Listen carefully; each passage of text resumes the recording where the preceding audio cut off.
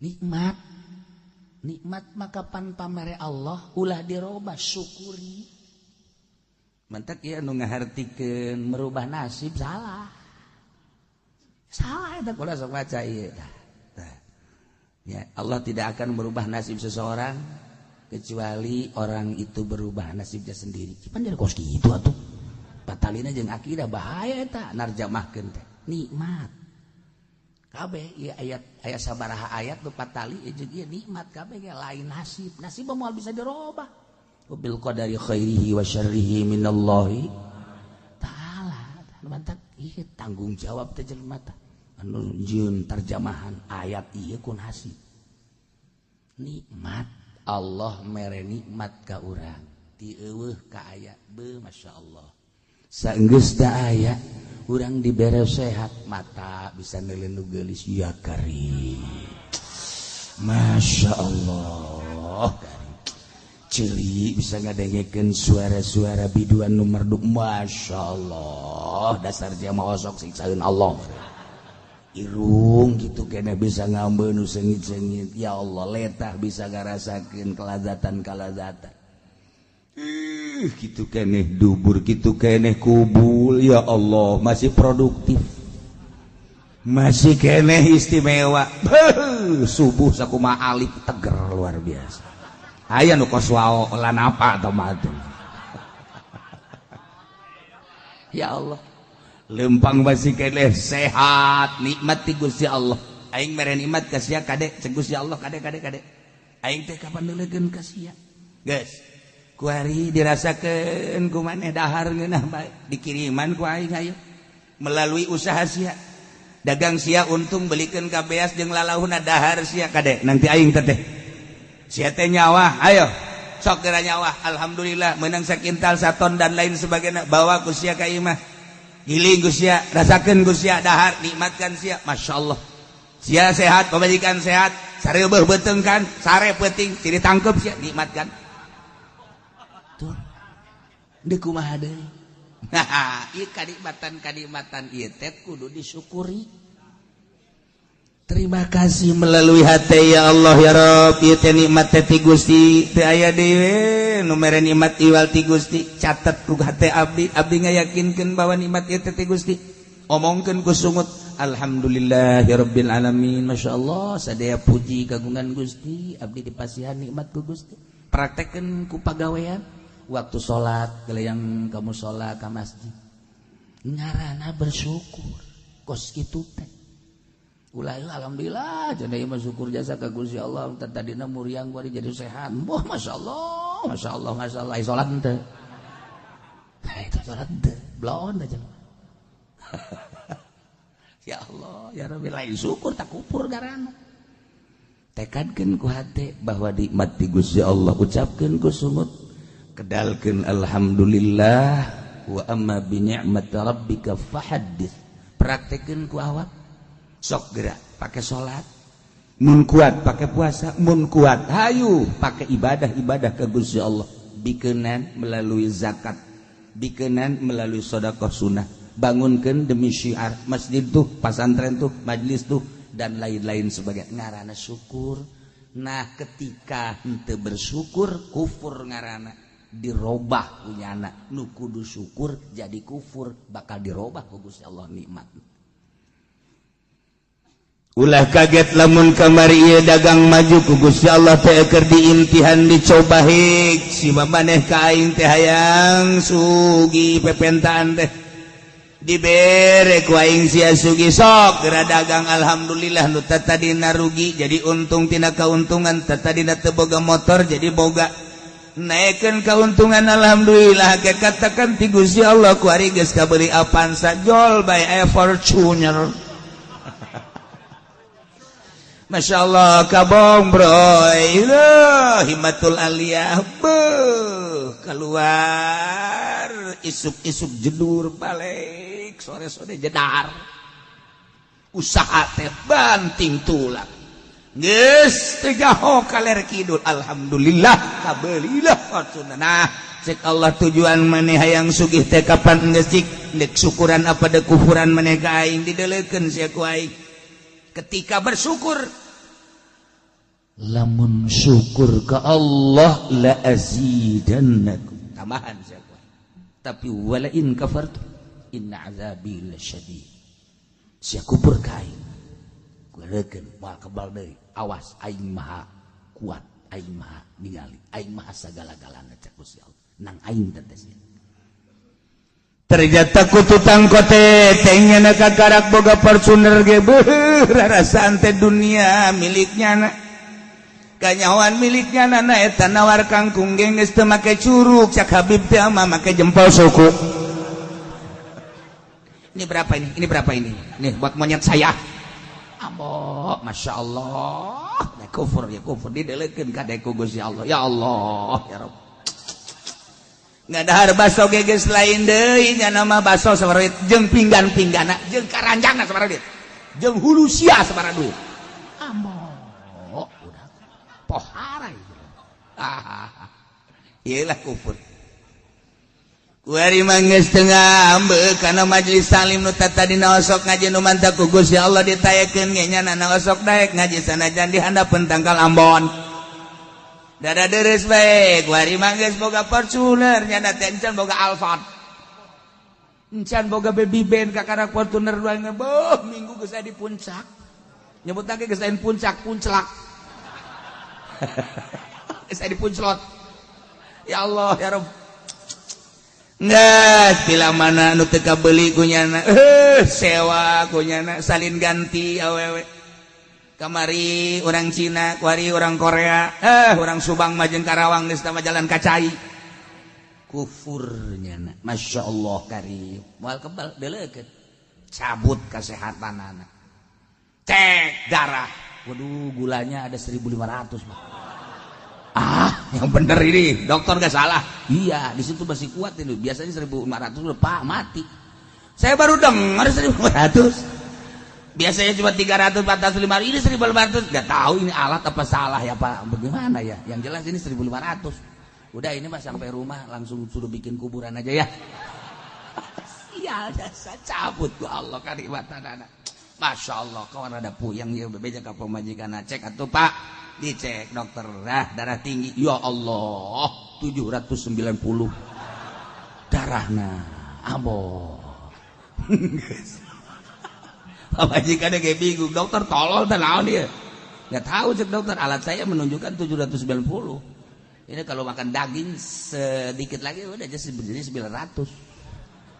udah siap-siap dah ke sono geus teu tenang geus tah nikmat nu kamari ngadahar naon bae bebas nikmat nu kamari nginum naon bae bebas nikmat nu kamari lelempangan kumaha bage kendala kuari lempang geus asa oyag-oyaga dahar diatur teu meunang ngadahar daging teu meunang ngadahar gitu lauk asin uyah dan lain sebagainya manis-manis ulah masyaallah konsul deui ke dokter dok saya udah lama nggak makan daging karena penyakit darah tinggi. Ya terus kira-kira kalau sapi sama kambing dahsyatan mana? Dahsyatan sapi. Kambing mah tuh nyepak nggak seberapa tapi sapi. Waduh. Sial tak dokter urusan anak sepak ya bayu. Dokter hebat ya pokoknya gitu. Asa dibunuh asa di dokter ya. Masya Allah itu orang bilang katanya dapat panasan daging apa namanya kambing salah sapi yang lebih dahsyat boleh dah makan kambing udah nggak apa-apa penting sampai rumah makan daging nggak lama lagi dah dok gimana sih dok lah iya cabut ku Allah awas teka rasa tak kurang Allah maha segala-galana Dzalika bi anna Allah lam yakum mughayyiran ni'matan an'amaha 'ala qaumin hatta yughayyiru ma bi anfusihim. Urang anu dibere nikmat ku Gusti Allah lain syukuran kemudian kufur ka Gusti Allah delekeun ku Gusti Allah sia geus ngarobah nikmat menang ti aing dirobah deui ku aing sia sok kabaheula teu boga sapatu sia hayang boga sapatu nah kuari geus boga sapatu pake ku sia gan bisulan dampal suku sia sapatu dibabawa lain dipake abeh kajahoan ku batur boga sapatu beli tapi nah digantungkeun di pundak tinggal cek babaturan itu sepatu kudu di pundak aing boga ngan bisa dipakai emang kunaon bisul dampal suku aing tuh bandingkeun maning mana nyana boga sapatu jeung teu boga sapatu. Baheula teu boga sapatu sehat suku, kuari boga sapatu bisul suku. Ayo sia bandingkeun ku sia. Nah, gitulah selalu. Baheula mah keur manehanana alhamdulillah hidup sederhana. Beuh kamu sholat ka masjid ka majelis taklim, aya maulidan aya rajaban pangheulana nyana nyumbang. Kuari barang geus luhur ngapak hirupna geus teu nyahokan nu leutik. Masya Allah, kuari mah wayah muludan nyana di puncak, wayah rajaban nyana di Bali. Geus sararese lebaran geus teu bisa dihubungi HP-na. HP-na geus teu bisa dihubungi, aya di Singapura nyana. Allah karim, pohara ye barang jadi bos teh.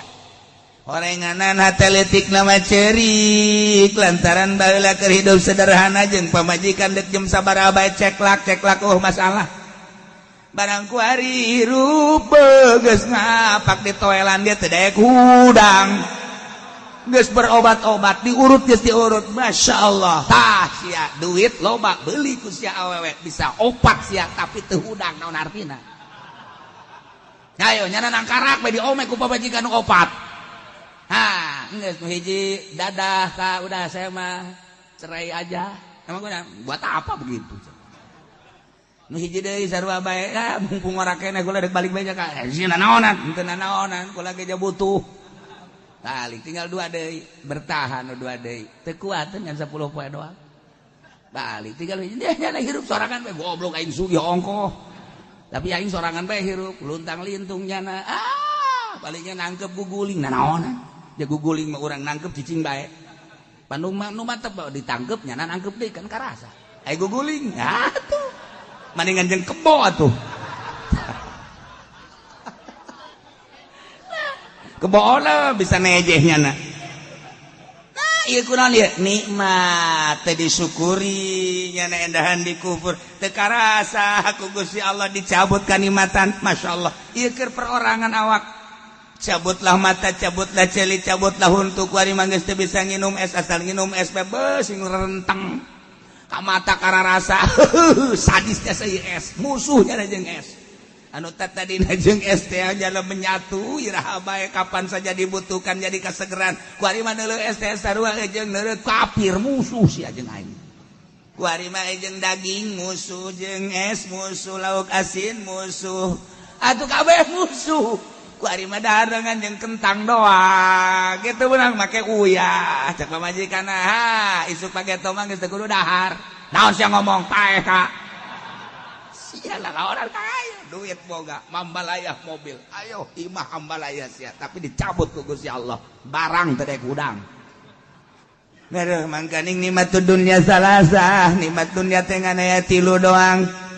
Geus sawadai kalimatan dengan sakadar nikmatud dunya kan 3 hiji naom hees eta kalimatan 2 nomor kadua kublah nyium nomor kaditulu nomor katiluna idkhalu zakar ngabebaskeun si eta geus sakitu kalimatun nya anak wari dicabut teu bisa hees konsul ka dokter mobil ambalaya imah mewah kadaharan loba teu bisa hees tersiksa jan ayo sia Masya Allah karim jeung pamajikan ge sarua jeung kadal atuh kan aya mah aya tapi geus hasrat Neu kumaha atuh janyanana dicabut ku Gusti Allah ayo ese jasa aduh aing teh hirup kos ge jasa pamajikan dengan nasehatan paeh bae ka sia kurang kitu atuh ditaun cecena teh hirup oh mangpaatna ai kitu mah paeh kula ngora keneh bisa kawin deui jeung saya goblok sia nganyerikeun hate aing sia kuat dicabut ku Gusti Allah ieu naon nikmat lain disyukuri tapi dikupur tapi loba jelema anu syukuran ka Gusti Allah bu tadina susah tadina mangan sakadar dagang leleutikanan ditaekeun ku Gusti Allah tapi nyana bersyukur terus bae la in syakartum la azidannakum santunan yatim piatuna terus fakir miskinna terus be tetangga terus nggak bangun terus makin ditaekeun ku Gusti Allah tadina boga mobil teh kekarak 10 kuari mah geus 100 hese make kan mobil ngan dideleukeun doang hese make nu mana ieu sih make mobil 100 na baik-baik kabeh Ya Allah, ya Rabbi. Sepatu 100. Sendal 100. Hese makena. Hese makena tapi kunyana dimanggakeun beta mobil aing 100 sia beusi deuk make pilih nu mana bae kajen teuing aing mah nyewa ge. Wah hebat amat teh jelema nya. Beusi deuk mararake los tak aing mah kajen nyewa angkot bae. Ampun par. Sepatu aing parake los Gus. Sendal aing parake los. Asalna pamajikan aing bae dipake Gus ya. Bahkan Aisyah butuh-butuh teuing mah pamajikan aing los pilih ku sia tah. Aing deuk dipicen los jang sia kawin heula abe aing bisa nyandung deui. Boh tak bojore amat cak pamajikanana. Beusi batur butuh. Aing deuk jadi sahabat Ansor sakeun nanti. Ka ulah sok leuleuwih ngomong ka. Ya Allah, orang ge sahabat Ansor kos kitu mah. Muhajirin datang ke Madinah teu baroga pamajikan kapan nama hijrah. Di Madinah teh anu boga pamajikan 2, tidak milih. Tah aing boga pamajikan 2. Demi keagungan Allah, demi keagungan Muhammad, demi keagungan Islam, maneh ngabutuhkeun pamajikan, aing boga 2, pilih ku sia salah sahijina. Masyaallah. Matak hubbul ansor dakhala jannah. Cinta ansor surga. Atuh ansor lain lalagaan nyambut kedatangan muhajirin papajikan ge dibikeun. Ya karim, lain ansor NU. Sama kade ansor NU. Ansor NU naon.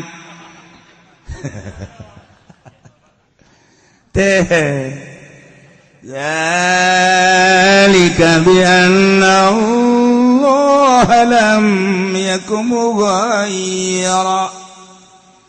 Kejadian siksa-siksa Allah anu diturunkeun ka para kufar-kufar ti zaman baheula depikeun ka zaman kufar Quraisy. Eta teh ku gara-gara nama manehanana henteu bersyukur ka Gusti Allah bahwa Allah teh kapan henteu erek ngarobah kana nikmat nu geus dibikeun ka kaum kecuali kaum eta ngarobah nikmat nu geus dibikeun ka kaum eta. Bangsa Indonesia teh merdeka tahun 40 di bawah bendera merah putih Bung Karno dan Bung Hatta. Dibuatlah aturan Pancasila Bhinneka Tunggal Ika NKRI, Negara Kesatuan Republik Indonesia, satu negara, satu bahasa, satu nusa, satu bangsa. Sabang sampai Merauke disatukan. Duduk sama rendah, berdiri sama tinggi. Urang bawa negara urang di tengah-tengah dunia, maju di bawah Bung Karno dan Bung Hatta. Kunjungan ke berbagai negara sangat disegani Bung Karno. Di Jepang sangat disegani, di Amerika luar biasa, di Uzbekistan malah menemukan makom Imam Bukhari. Di Rusia sangat menghargai Bung Karno. Di Saudi Arabia tangkal kalapa dipelak di Jeddah oleh Bung Karno. Kemudian di tempat Sa'i aya batu menang Bung Karno, terus ke Irak, kemudian ke berbagai negara. Tujuan Bung Karno bangsa Indonesia supaya satu-satunya bangsa di dunia yang punya kehormatan yang tinggi, sehingga cita-cita untuk membuat PBB di Indonesia. Seperti etalah cita-cita Bung Karno dengan bahasa setiap ceramah, gantungkan cita-citamu wahai anak muda Indonesia di atas langit. Hebat Bung Karno, lain lalagaan. Hebat Bung Hatta, luar biasa. Di bawah bendera sangsaka merah putih NKRI, luar biasa disegani di dunia. Nikmat merdeka dirasakan oleh bangsa Indonesia. Bersyukurlah sebab nu jadi presiden Bung Karno, nu jadi menteri-menterina, nu jadi gubernurna, nu jadi bupatina, kiai-kiai. Terteralah kuari setiap kabupaten nama-nama jalan kiai. Kiai Mustafa, Kiai Khairun, Kiai di Serang dan lain sebagainya. Eta berkat kiai ikut andil dalam membangun bangsa jeung negara di Indonesia. Di dieu abahna abah bapak kolot kula Kiai Haji Romli jadi lurah seumur hidup. Desa teh dipake ngaji ku Kiai Haji Romli mah. RT titah mawa masyarakat saurang 10 bae lamun boga RT 10 jadi 100. RW gitu kene, RK gitu kene. Ngaji di desa, di majelis taklim, di musola.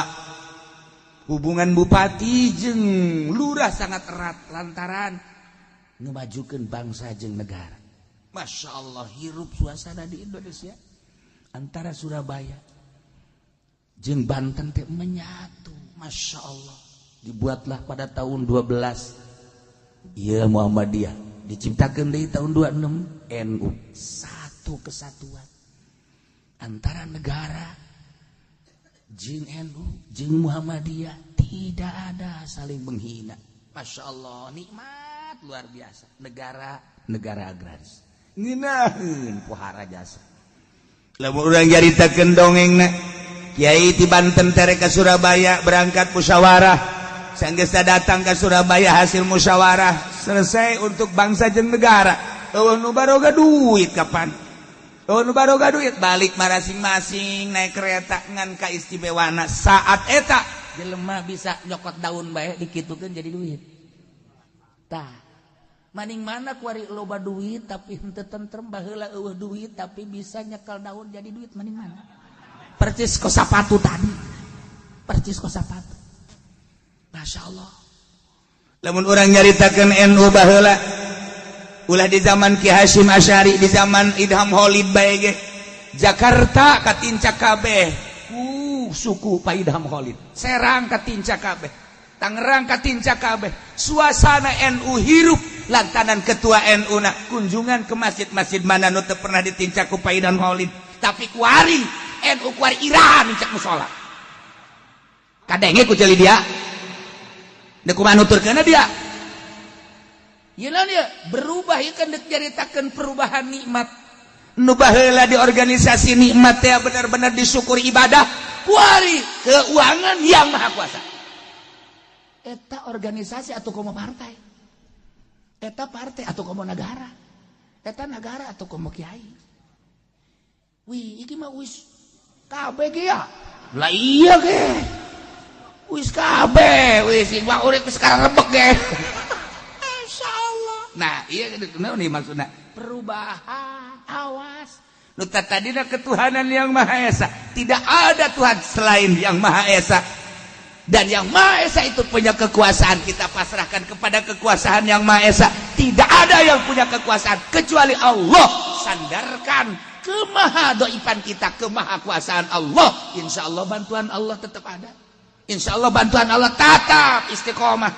Tapi ketika kita berubah ketuhanannya dengan keuangan, sandaran kita kepada materi, dunia, uang, dan lain sebagainya, seakan-akan mengabaikan kemahakuasaan Allah. Engkau telah merubah nikmat yang aku berikan, kata Allah. Awas, gua cabut kamu, mimiti huntu umplak kabeh. Ayo sia, dekat dahar naon sia, guhal gehol. Huntuan sia, ceuli culean gua.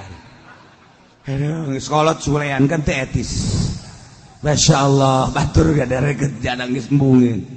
Aduh, ieu mah abab lain naon cule ieu mah lain. Ya Allah, ya Rabbi, ya Allah, ya Rabbi. Cile segede poleca. Aduh, ampun. Masya Allah, geus teu bisa dipandian ieu mah cile. Ya Karim, leho hejo, Masya Allah, dising-singkeun teh bau sagede jempol suku. Ayo sia ajak Allah, ayo sia.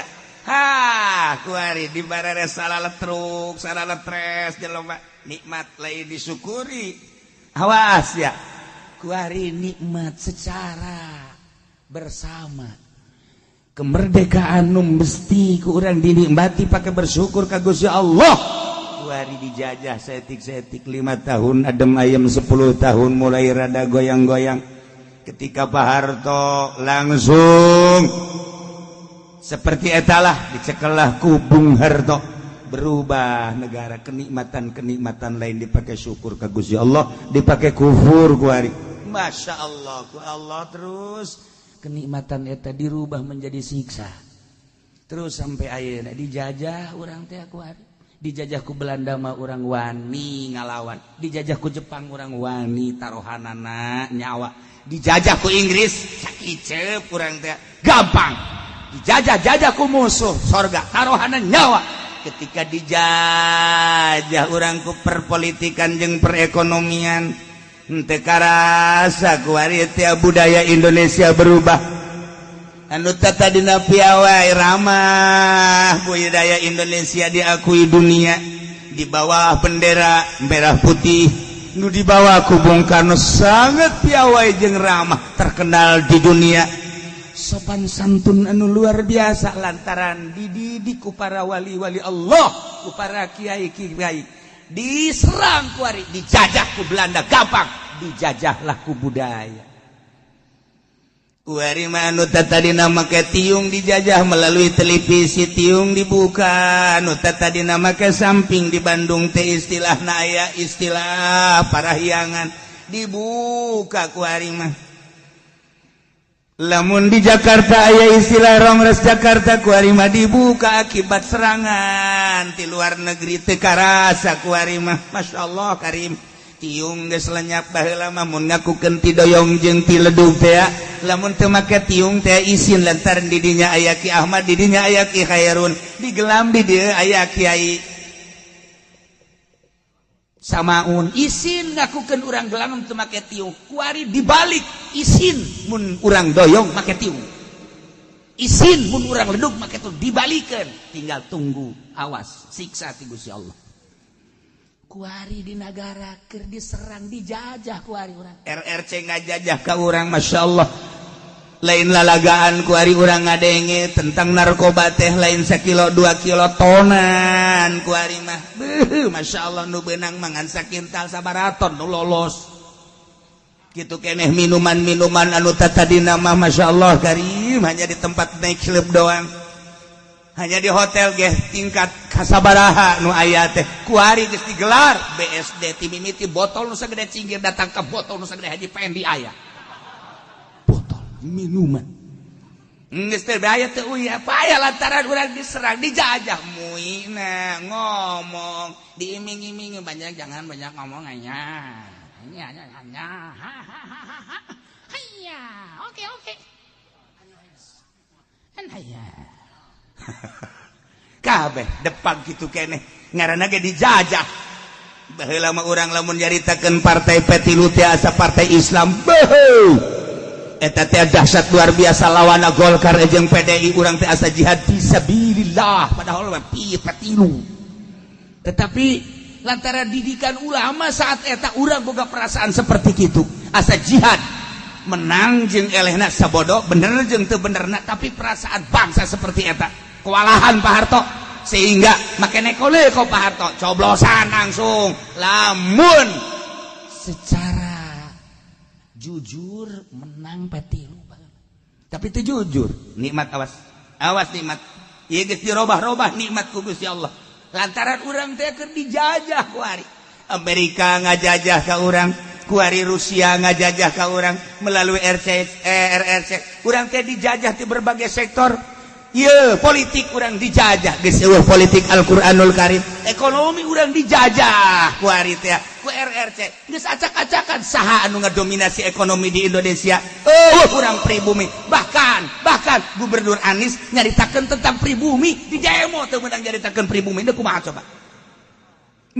coba betapa dahsyatna ieu naon ieu perubahan nikmat nu sakedeung deui lamun ieu teu dipertahankeun teu dikembalikeun nikmat kana syukur bakal disiksa ku Gusti Allah saha nu nyaho Jakarta dikerem Serang dikerem Pandeglang dikerem Banten dikerem hanya Tangerang aman saya mah amin bae buku Tangerang geus sarua hayu sia antara nikmat ieu lamun teu disyukuri dikumpuri Allah galeukeun awas mantak ditungtung nawan Allah sami'un alim sing ade sanyana Gusti Allah teh maha ngarungu maha uningan neuleukeun Gusti Allah teh ngadengekeun Gusti Allah ka bangsa-bangsa Indonesia anu keur dijajah ku ari masyaallah politik dijajah teu meunang urang nyaritakeun politik NKRI teh kos boga polisi NKRI teh kos boga ABRI kudu NKRI mah bangsa Indonesia teu nurut kanyana urang pajar teroris teu nurut kanyana urang teh pajar PKI teu kumaha coba hirup di negara urang seperti eta kondisina ku ari awas nikmat kembalikan urang pakai syukuran ka Gusti Allah merdeka anu geus sekian tahun orang syukuri ka Gusti Allah. Politiknya coba orang beneran deui, atuh ngan ngomong doang pan urang mah teu jadi DPR. Atuh kieu cenah lain jadi DPR teu kapilih aing. Ti baheula aing hayang jadi DPR teu kapilih. Dek diacak-acak ku aing jadi kursi DPR ku aing. Da kumaha urang nikmat ya nikmat. Masyaallah karim. Dirubah ku ari nu jadi hulu politik kafir, nu jadi hulu ekonomi kafir, nu jadi hulu budaya kafir ku ari. Masyaallah karim teu karasa. Mulailah ku ari keluhan-keluhan kiai minta cai. Kunaon anak kula geus sembung sakola nyakelan HP bae rasakeun ku sia. Geus mulai unggal poe keluhan ibu-ibu ya Allah, kiai anak teu daek sakola, cek jangan main HP bae. Nu hiji daek sakola tapi pamolikeun motor gede. Puguh makna ge dagang uleg. Motor gede aing inget mega uleg tatung-tung geus pota bahasa uleg.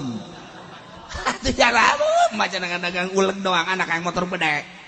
Asal geus bide balikeun motor emang daek sakola tuh moal. Jatah sarupna motor mah lain jang sakola tah mah jang ngetrek. Dia teh kumaha ayo sia kawalahan. Wah. Berapa ratus berapa ribu ibu rumah tangga mengeluh tentang anaknya. Iyalah hasil jajahan kafir. Ngesabara juta umat manusia kuari anu mengabaikan pendidikan Al-Quranul Karim. Jajahan kafir. Alhamdulillah Masya Allah berhasil. Dijajah ku kafir. Ngesabaraha juta manusia ketika jual beli geus teu bakat tarima meuli tarima ngajual. Geus dijajah ku kafir melalui cek. Dijajah ku kafir melalui etol. Dijajah ku kafir melalui e-money. Dijajah ku kafir melalui transaksi anu di luar aturan Fathul Muin, di luar aturan Riyad Takrib. Urang geus kuari teh geus teu berdaya dijajah ku nya. Balanja di mana, urang teh bayar di mana. Bayarnya di mana, bayar di mana geus teu bisa terima meuli. Jangan ge make kaca. Geus, dus kabur ku ari teh hasil jajahan kafir dirasakeun ku urang kabeh. Kiai hanya membahas baheula tentang kumaha eta duit dipindahkeun ka cek. Ketika orang transaksi make cek, kumaha dibahas di Bahtul Masail. Kemudian ku ari dibahas deui tentang etol, perpindahan uang melalui kartu. Kartu kadeleuna mah tapi aya maknaan duit eta teh. Mun leungit berarti sarua jeung leungit duit. Kuari aya emani anu ku urang ditenden ke di bank atau dibawa ku urang bisa diisikan 1 miliar 1 triliun dan lain sebagainya. Nah ieu teh koskara itu kumaha ieu budaya mana dan kumaha hukumna tantangan kiai. Geus teu dibahas kuari mah jadi bahas ya kitu-kitu keneh. Dibahas ku urang masalah kredit, minggu dibahas haram kredit anu 2 akad ketika antara cash jeung kredit berbeda harga berarti 2 akad basa hiji barang 2 akad didengekeun ku celinyana balik ngaji nambahan kreditan pan gara roblok eta pan darah dia tolol ande kumaha hayu sia jajahan kafir asup ka sanubari dengan rasa mudah tetapi mengabaikan Al-Qur'anul Karim mengabaikan hadis Nabi. Hanya berapa persen kiai anu ngabahas, hanya berapa persen kiai nu make jak kiai na ge boga showroom. Jak kiai na ge boga HP-na opat kiai boga HP-na. Saha cenah kiai na ulah loba omong ulah culak-culak opat. Atuh kobo pedagang. Berhasil Yahudi ngajajah bangsa Indonesia melalui Belanda kandas, melalui Inggris kandas, melalui Jepang kandas. Tapi melalui politik dan perekonomian sangat berhasil. Tunggu 10 tahun 20 tahun ke depan wallahu alam. Wallahu alam. Iyalah anu dipikirkan ku Habib Rizik, iyalah anu dipikirkan ku Habib Lutfi, iyalah anu dipikirkan ku kiai-kiai ke depan bagaimana bangsa Indonesia, ke depan bagaimana anak-anak kita dan ke depan bagaimana cucu-cucu kita. Mulai musyawarah bagaimana? Yuk kita gerak dan bagaimana? Coba kita merapat ke Polri, coba kita merapat ke TNI. Bagaimana ini negara kita untuk ke depan? Kita sedang dijajah, terlena bangsa. Sekarang sedang dijajah oleh politik dan perekonomian dan menang dia. Sehingga dilindungi dia. Yang namanya punya uang dilindungi apapun kesalahannya. Yang namanya tidak uang walaupun pribumi dikubur.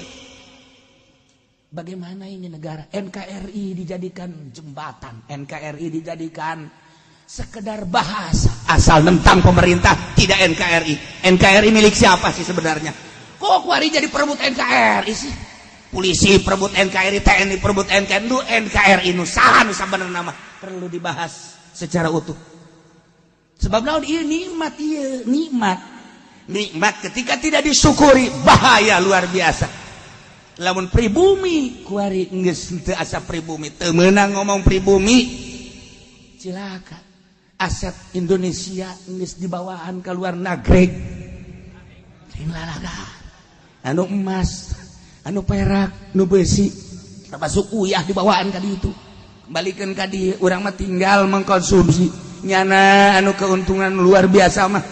Nah ieu perlu dipikirkan bangsa Indonesia piawai ramah, pinter bangsa Indonesia. Lamun bangsa Indonesia kepinteranana digugu ku negara, mobil geus panghebatna produksi mobil.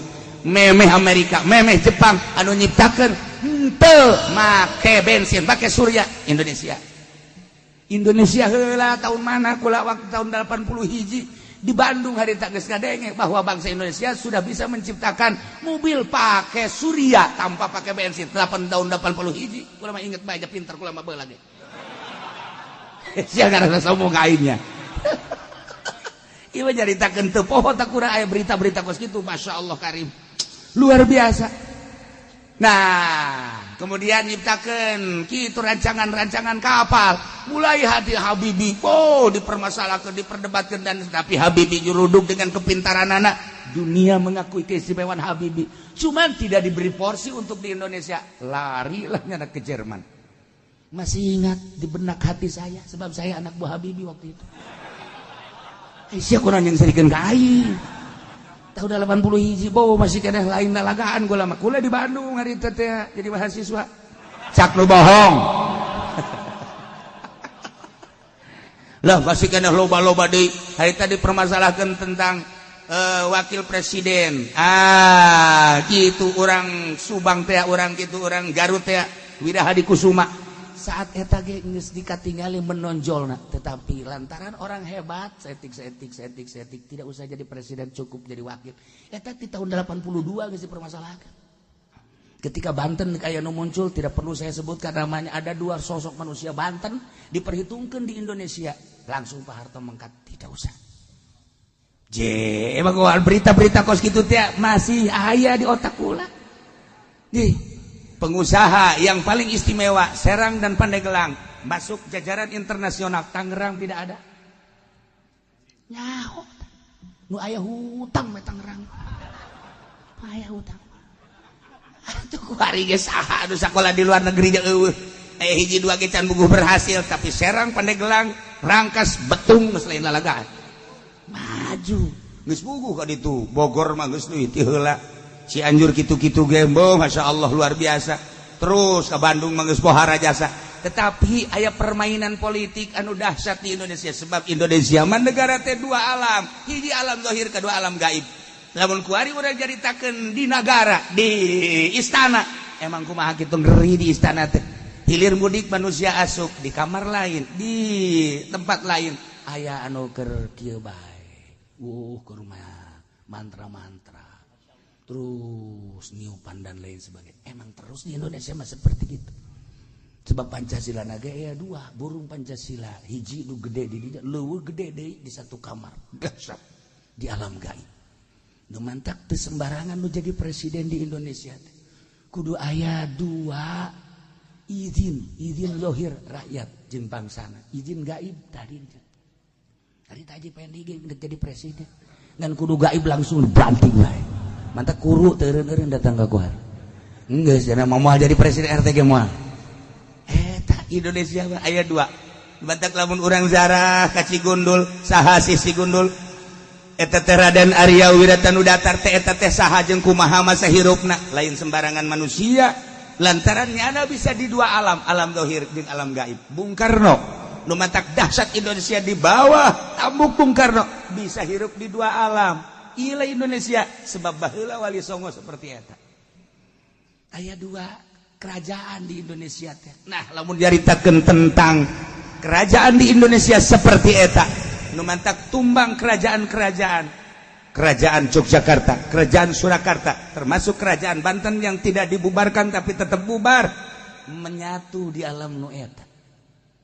Di jerona teh macem-macem saha anu bakal muncul kejawen lah, muncul kewalian lah, muncul urang mun nyaritakeun kos kitu di Indonesia lain lalagaan. Dahsyat. Wah. Hanya jelema-jelema tertentu lah anu bisa masuk ka dinya. Nah, ieu kunaon Jokowi bisa kuat lantaran. Nah, mari teruskeun sia kuaing. Moal wakalan anu teruskeun kuaing. Ye, sakedeung deui ke lalakon Indonesia bakal jeung Pancasila na kuaing dibahas. Ngaraji sia ka aing. Sombong amat aing keur sombong. Kadang-kadang lain ka sia maksudna ka DPR nyahoan aing. Bener di lain lalagaan. Kula kuari geus aya anu mere baju merah putih. Kula geus aya anu mere bendera merah putih. Lamun Gus Dur waktu haul ka dieu aya merah di dieu aya anu merah putih, ku kula ditanya, "Ti saha ti kesepuhan?" Kuari kula geus aya anu mere. Kula kaget kula lamun ke make baju merah putih. Ye teh minggu kamari ku kula dibahas, merah putih. Ieu naon ieu kaharepna? Nah, awas ye bahaya gede. Nikmat awas kembalikan. Urang merdeka di bawah naungan Sang Saka Merah Putih, di bawah tambuk Presiden Bung Karno dan Bung Hatta, dilanjutkan kuari ku urang poho karena nikmat siksa Allah bakal datang. Engke bakal loba anu ceramah tentang merah putih, kiai-kiai dan lain-lain sebagainya, sebab ieu geus keluar tidak aturan-aturan NKRI. Nyana ngomong NKRI justru nyana pengkhianat NKRI. Nyana ngomong NKRI, nyana bajingan NKRI. Kudu dikembalikan supaya ulah datang siksa ti Gusti Allah. Nah, dzalika bi annallah, itu siksa Allah terhadap kupar-kupar nu baraheula belah dieuna kupar-kupar Quraisy disiksa ku Gusti Allah lantaran Gusti Allah teh terek ngarobah nikmat ku Gusti Allah dibikeun ka kaum kemudian digantikan begitu saja dengan siksa tidak hatta yughayyiru ma bi anfusihim, kecuali kaum eta lah nu ngarobah nikmat-nikmat mantak urang ulah ngarobah nikmat. Syukuri ku ari ku urang nikmat-nikmat ti Gusti Allah secara pribadi, urang syukuran ka Gusti Allah secara kelompok, bere penerangan syukuri ka Gusti Allah. Insyaallah Allah merubah dengan kenikmatan kembali. Nikmat-nikmat anu digantikeun baheula ku Mekah teh harita keur lalapar hese ka dieu ka ditu dibere ku Gusti Allah kasuburan gandum subur korma subur sehingga lapar teh kuari jadi sebeuh kata pilih ku pari Mekah hitam menjoyin anu tatadina sieun luar biasa diamankeun ku Gusti Allah anu tatadina manehanana nungguan kedatangan Kangjeng Nabi Muhammad beserta Al-Qur'anul Karim diutus dibalesna kuari kadaharan kamakmuran pake maksiat aman nu menang mere Gusti Allah teh pake dugala maksiat ka Gusti Allah. Datang Kangjeng Nabi teh dibalas ku kakufuran, dibalas seddi an sabilillah, nahan tina sabilillah, bahkan merangan para mukminin. Datang Kangjeng Nabi lain disambut dikufuri, kemudian Kangjeng Nabi dianiaya, sahabat dianiaya, tidak sekedar dianiaya, diusir Kangjeng Nabi ke Mekah, hijrah di Mekah ke Madinah. Tunggu cek Gusti Allah, siksa bakal datang ka sia. Terus datang ke ayeuna. Ketika urayan-urayan ulama diabaikan, delekeun. Ulama na moal nanaon, hanya mohon kepada Allah, ya Allah nyanggakeun sadaya-daya. Abi entos masihan penerangan. Adapun urusan kaituna Gusti Allah nyanggakeun sadaya-daya. Ketika umat nurut ke aturan Allah aman. Bersyukur ketika teh nurut tetap bae kufur, tetap bae musyrik, tetap bae maksiat. Tunggu siksa Allah. Urang geus deuleu betapa luar biasana tsunami di Aceh. Tuh hargaan jasa eta dunia mobil tinggal yang imah ala lajur jelema anu tadina di bos-bos tadina di bapak-bapak tadina di ketua-ketua di komandan-komandan bea kabeh kucai tidak ada nilai sebab nu bogana Gusti Allah ulah sampai terjadi dua kali disusul Pangandaran susul deui Cianjur susul deui Yogyakarta susul deui berbagai angin beliun sebab naon can bersyukur keneh bae ka Gusti Allah ieu ku ari wali-wali Allah ulama-ulama lain masalah naon ieu sieun datangna siksa Jakarta besi disiksa Pandeglang Banten besi disiksa geus puguh Jawa Timur Jawa Tengah umumna Indonesia besi kena siksa Gusti Allah teu kumaha mata kembalikeun geraga urang syukuran ka Gusti Allah sebab Allah wa annallaha sami'un alim sanyana Gusti Allah maha ngarungu maha uning kakupingan ku Gusti Allah kakupingan ku Gusti Allah kauninga ku Gusti Allah lempang-lempangna manusia hate-hate manusia innallaha la yanzuru ila suwarikum walakin yanzuru ila qulubikum hate-hate kiai kadeuleu ku Gusti Allah ka mana sia lompatna ketuhanan apa keuangan henteu abdi mah ai keuangan mah keberkatan Gusti ya ya minim lah berkat bah cenah Gusti tah hampura we teu masa kitu jang anak cek nya teh incu kula loba di imah atuh kunaon pake alasan sia ngariung incu masyaallah kayak mal kebeli di babetkeun bisa aing sok ya ketuhanan apa keuangan kembali deh beuh masyaallah rumus Pancasila menang di Al-Qur'anul Karim anu sakitu hebat tangkal kayu aya kapas aya pare dan lain sebagainya ieu adalah isyarat-isyarat untuk kesatuan jeung persatuan NKRI mudah-mudahan urang kabehan ditangtayungan ku Gusti Allah pamarentahna ditangtayungan ku Gusti Allah ilmuanana ditangtayungan ku Gusti Allah usahawana ditangtayungan ku Gusti Allah rakyatna ditangtayungan ku Gusti Allah sehingga urang melalui tangtayungan Gusti Allah bisa ngerubah menjadi syukur deui ka Gusti Allah sehingga nikmat ditambah-tambah ku Gusti Allah terasa kemerdekaan Indonesia terasa kejujuran jeung keadilan Indonesia terasa keamanan Indonesia sehingga orang bisa ibadah dengan tenang jeung tentrem ka Gusti Allah Subhanahu wa taala bi barakati ummil Quran Al-Fatihah. Bismillahirrahmanirrahim. Alhamdulillahirabbil alamin arrahmanir rahim maliki yaumiddin. Iyyaka na'budu wa iyyaka nasta'in ihdinas siratal mustaqim siratal ladzina an'amta 'alaihim ghairil maghdubi 'alaihim waladdallin